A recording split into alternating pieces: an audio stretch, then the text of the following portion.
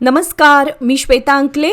Tarun Bharat news बुलेटिनमध्ये आपल्या सर्वांचे स्वागत. आता पाहूया ठळक घडामोडी.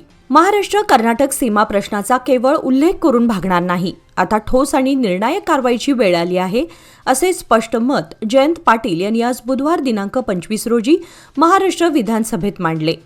विधानसभेमध्ये बोलताना त्यांनी सीमा प्रश्न अधिक काळ प्रलंबित राहू नये हीच जनतेची अपेक्षा असल्याचे सांगितले.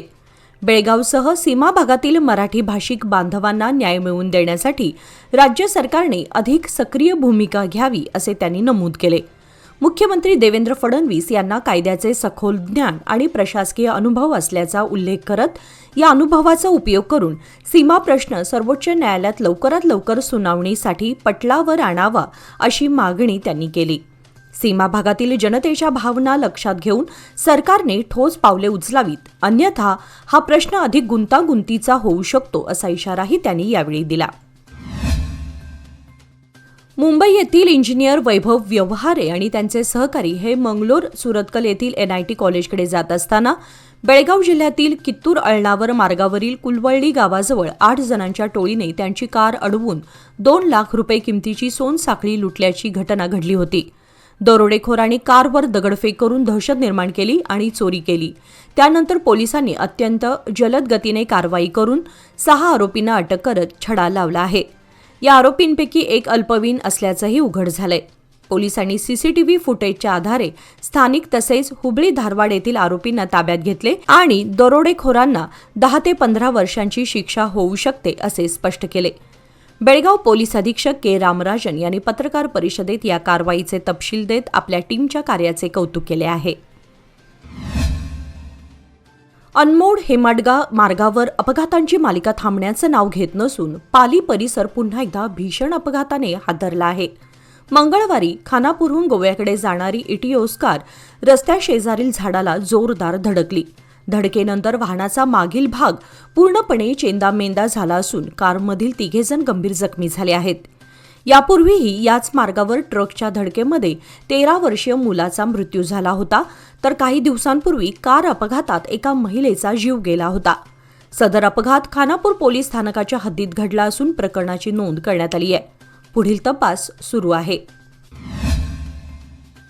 बेळगाव शहरातील खंजर गल्ली येथील कॉर्पोरेशनच्या खुल्या जागेमध्ये सुरू असलेल्या मटका जुगारावर मार्केट पोलिसांनी छापा टाकून 7 जणांना ताब्यात घेतले. पोलिसांनी दिलेल्या माहितीनुसार आरोपी गजानन भावकन्ना पाटील, रसूल बाबू शेख आणि राजेश नेताजी शहापूरकर हे सार्वजनिक ठिकाणी कल्याण मुंबई मटका जुगार खेळताना आढळले.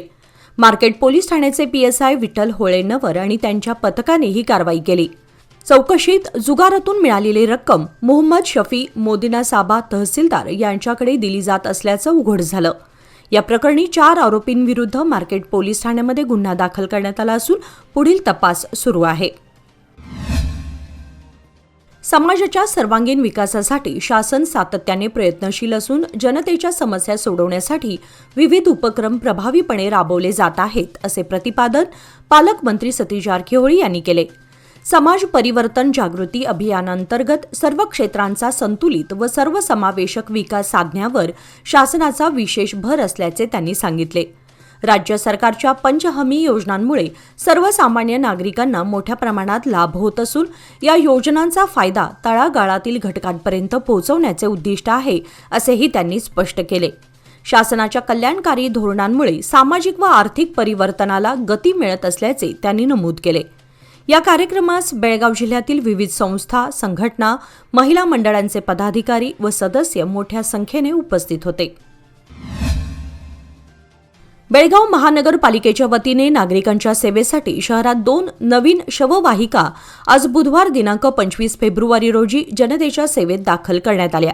याप्रसंगी महापौर मंगेश पवार, आयुक्त कार्तिक M तसेच बेळगाव उत्तरचे आमदार आसिफ सेठ यांच्यासह महानगरपालिकेचे अधिकारी व मान्यवर उपस्थित होते. शहरातील वाढती लोकसंख्या आणि आपत्कालीन परिस्थिती लक्षात घेऊन हे महत्त्वपूर्ण पाऊल उचलण्यात आल्याचे सांगण्यात आले. या नव्या शववाहिकांमुळे पार्थिवाची अंतिम यात्रा अत्यंत सुलभ, सुसज्ज आणि सन्मानपूर्वकरित्या उपलब्ध होणार आहे. नागरिकांना वेळेमध्ये व प्रभावी सेवा देण्याच्या दृष्टीने पुढील काळातही मूलभूत नागरी सुविधांमध्ये सुधारणा करण्याचा मानस महानगरपालिकेने व्यक्त केला आहे. बेळगाव तालुक्यातील बिजगर्णी येथील अंगणवाडी केंद्रात मुदत संपलेल्या निकृष्ट माध्यान्ह आहाराचे वितरण झाल्याचा आरोप महिला व बालविकास विभागाचे उपसंचालक M.N. चेतनकुमार यांनी फेटाळले आहेत. बुधवारी बेळगाव येथे आयोजित पत्रकार परिषदेत बोलताना त्यांनी समाज माध्यमांवर व्हायरल झालेल्या व्हिडिओच्या पार्श्वभूमीवर संबंधित केंद्राची प्रत्यक्ष तपासणी केल्याचे सांगितले. तपासणीमध्ये मुदत संपलेल्या आहाराचे वितरण झाल्याचे आढळून आले नसल्याचे स्पष्ट करत ग्रामस्थांनी केलेले 3 ते 6 महिने जुने साहित्य वापरल्याचे आरोपही निराधार असल्याचे त्यांनी नमूद केले. व्हायरल झालेला व्हिडिओ जुना असून सध्या अंगणवाड्यांमध्ये स्वच्छता राखून नियमितपणे माध्यान्ह आहाराचे वितरण सुरू असल्याचे त्यांनी सांगितले.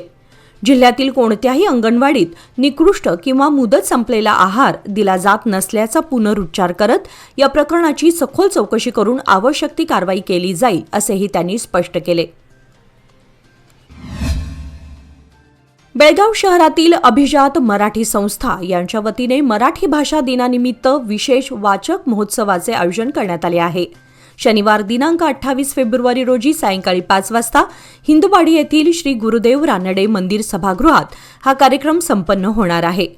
आपल्याला आवडलेले पुस्तक या विषयावर 10हून अधिक वाचक आपले मनोगत व्यक्त करणार असून कार्यक्रमाच्या अध्यक्षस्थानी चैतन्य हलगेकर हे उपस्थित राहणार आहेत. हा साहित्यिक मेळावा सर्वांसाठी खुला असल्याची माहिती अध्यक्ष डॉक्टर संध्या देशपांडे आणि कार्यवाह अनंत लाड यांनी दिली आहे. इन्व्हेस्टमेंट अशीच करणार ज्याने माझी हार्टबीट खूप अशी नाही होणार आणि म्हणून एक पार्ट FD मध्ये नक्की इन्व्हेस्ट करणार. कारण FD आहे तर स्टडी आहे. लोकमान्य FD सोबत मिळवा best interest rate. Lokmanya FD आहे तर स्टडी आहे. टिळकवाडी परिसरातील Saint Joseph, Saint Xavier, Saint Mary's Kendriya Vidyalaya, Saint Paul's Cantonment School तसेच आर्मी पब्लिक स्कूलमधील शेकडो विद्यार्थी दररोज सायकलने शाळेत ये-जा करतात. मात्र काँग्रेस रोड येथील मिलिटरी महादेव मंदिराजवळ रस्त्याच्या दोन्ही बाजूंना वेगमर्यादा नियंत्रणासाठी स्पीड ब्रेकर नसल्याने विद्यार्थ्यांच्या सुरक्षेचा प्रश्न दिवसेंदिवस गंभीर बनत आहे. या मार्गावर 4 चाकी आणि दुचाकी वाहने भरधाव वेगाने धावत असल्याने अपघाताचा धोका कायम डोकेवर काढत आहे. विशेषतः दुपारी 2 ते 4 या वेळेमध्ये विद्यार्थ्यांची मोठ्या प्रमाणात ये-जा होत असल्याने पालकांमध्ये चिंतेचं वातावरण आहे. एखादी दुर्घटना घडण्यापूर्वीच प्रशासनाने जागे होऊन संबंधित ठिकाणी तातडीने स्पीड ब्रेकर उभारावेत आणि वाहतूक पोलिसांची नियुक्ती करावी अशी पालक व स्थानिक नागरिकांची ठाम मागणी आहे. टिळकवाडी येथील मिलेनियम गार्डन येथे 27 व 28 फेब्रुवारी आणि 1 मार्च रोजी आयोजित होणाऱ्या नमस्ते बेळगाव या प्रदर्शनात विविध स्टॉल्स उभारण्यात येणार आहेत. या प्रदर्शनामध्ये बेळगाव शहरातील नामांकित DK ज्वेलर्स यांचा स्टॉल क्रमांक B31 विशेष आकर्षण ठरणार आहे. या स्टॉलमध्ये आकर्षक व नक्षीदार सोन्या चांदीच्या दागिन्यांसह मौल्यवान हिऱ्यांच्या दागिन्यांची खास शृंखला पाहण्यासाठी उपलब्ध असणार आहे. दागिन्यांच्या विविध आधुनिक आणि पारंपरिक डिझाईनचे प्रदर्शन या ठिकाणी मांडण्यात येणार आहे. या संधीचा लाभ घ्यावा असे आवाहन DK ज्वेलर्सतर्फे करण्यात आले आहे. दांडेली तालुक्यातील अंबिकानगर बोमनहळ्ळी मार्गावर एका जंगली हत्तीने रस्त्याच्या मध्यभागी उभं राहत बस आणि इतर वाहनांची वाहतूक काही काळ रोखल्याची घटना घडली. या प्रकाराचा व्हिडिओ सोशल मीडियावर मोठ्या प्रमाणात व्हायरल होत असून नागरिकांमध्ये आश्चर्य आणि उत्सुकता व्यक्त केली जात आहे. प्रत्यक्षदर्शींच्या माहितीनुसार हत्ती सुमारे 10 मिनिटे रस्त्यात ठाण मांडून उभा होता. त्यामुळे वाहन चालकांनी सावधगिरीने वाहने थांबवली. काही वेळानंतर हत्ती स्वतःहून जंगलाच्या दिशेने निघून गेल्याने वाहतूक पुन्हा सुरळीत झाली. वन विभागाने या जंगलालगतच्या मार्गावर प्रवास करताना नागरिकांनी सतर्क राहावे असे आवाहन केले असून सोशल मीडियावर मात्र या घटनेला हत्ती चेकपोस्ट असं नाव देत विनोदी प्रतिक्रिया उमटत आहेत.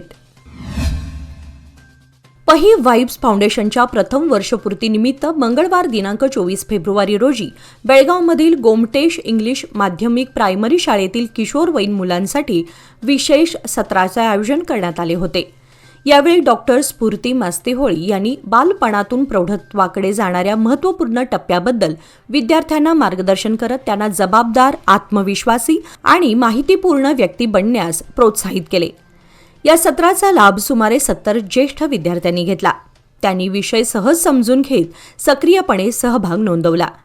डॉक्टर मस्तेहोळ यांनी किशोरवयीन जीवनातील गुंतागुंतीच्या संकल्पना विद्यार्थ्यांसाठी सुलभ आणि अर्थपूर्ण करून सांगितल्या. याप्रसंगी प्राचार्य परशुराम नाईक, समन्वयक सुजाता पाटील व शाळेच्या इतर शिक्षक वर्गासह पही वाइब्स फाउंडेशन सदस्य किरण नरगुंदकर यांचे विशेष आभार मानण्यात आले आहे. चंदगड तालुक्यामध्ये 3 दिवसांपासून अवकाळी पाऊस अधूनमधून पडत आहे. चंदगड शहर तसेच जांभरे धरण परिसराला काल मंगळवारी दिनांक 24 रोजी सायंकाळी 6 वाजता अवकाळीने झोडपून काढले. या दरम्यान सुमारे अर्धा तास गारांचा पाऊस पडला. त्यानंतर चंदगड शहर परिसरातील बाजारपेठ निर्मनुष्य झाली होती. रविवारी माणगाव परिसरामध्ये अवकाळीने मोठ्या प्रमाणात हजेरी लावली होती. सोमवारी दिवसभर ढगाळ वातावरण होते. मंगळवारी सकाळी कडकडीत ऊन तर सायंकाळी पुन्हा चंदगड परिसरात अवकाळीने झोडपून काढले.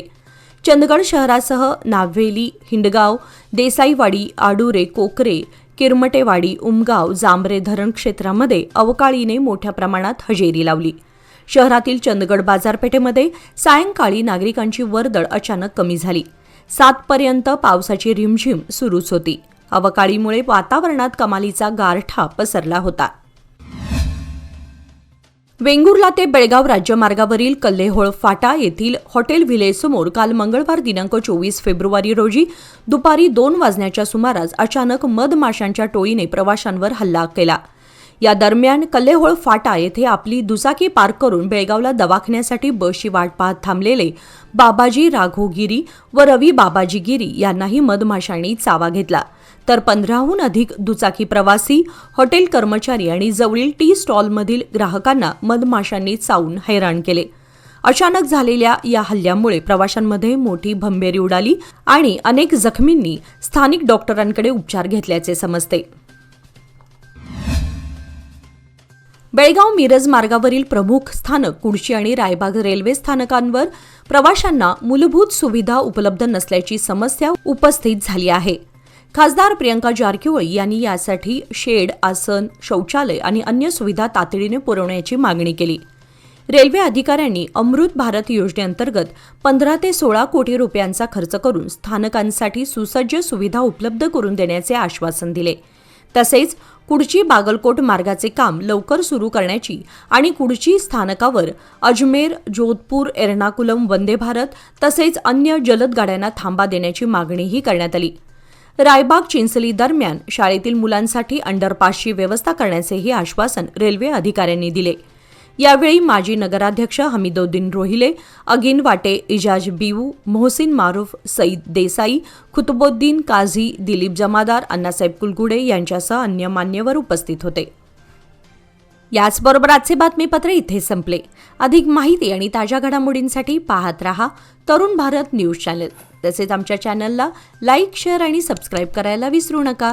आणि विश्वासार्ह बातम्यांसाठी दररोज वाचा दैनिक तरुण भारत. धन्यवाद.